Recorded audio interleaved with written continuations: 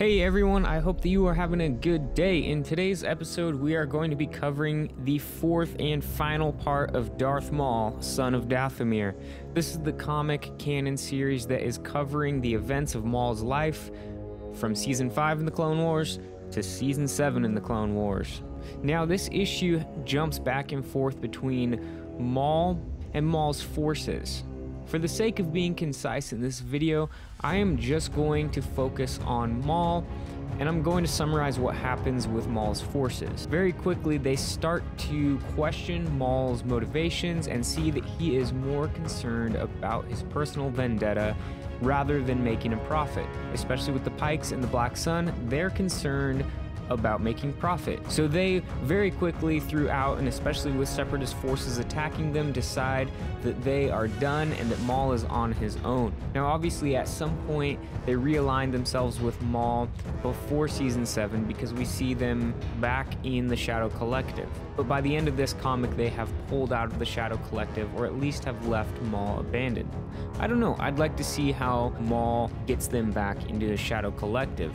Maybe that's another comic series. Meanwhile, with Maul though, he senses that the alliance he made with Dooku in the last issue is not actually an alliance, and that it is just part of Sidious's plan.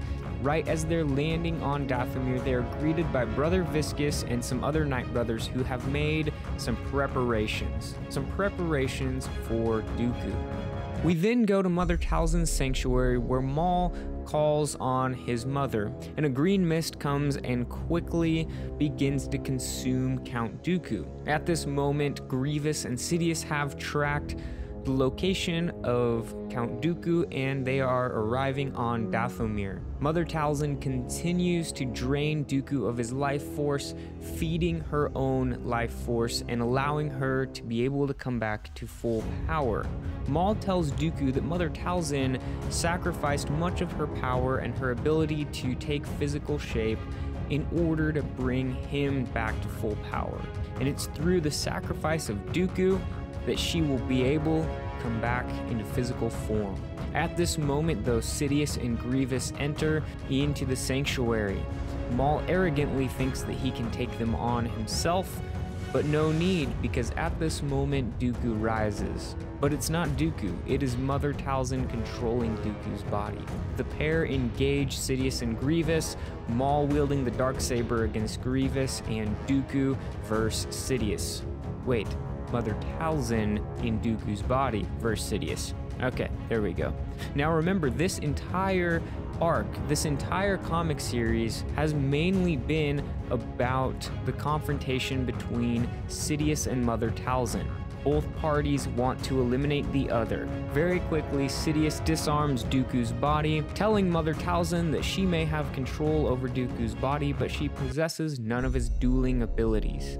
He then sends Force Lightning rippling over Dooku's body and sending him to the ground. But that does not matter because Mother Talzin now has gained enough power to return in full form. This is where the battle begins. Sidious deactivates his lightsaber and it becomes a true test of their powers in dark magic and the dark side of the Force. Maul quickly dispatches Grievous and rushes to his mother's aid, and at the same moment, Dooku is rising to rush to his master's aid. Despite Maul offering his strength to Mother Talzin, Dooku and Sidious are quickly able to overrun Mother Talzin. She tells her son that he needs to escape and that she can hold them off long enough so that he can survive. At this moment, Rookcast and Gar Saxon arrive in order to rescue Maul. They tell him that Dathomir is lost, and later we'll see that Separatist forces have in fact begun invading the planet. Mother Talzin pushes Maul onto the ship so that he can escape just before Grievous approaches and finishes her off. Maul and his Mandalorians are able to escape Dathomir.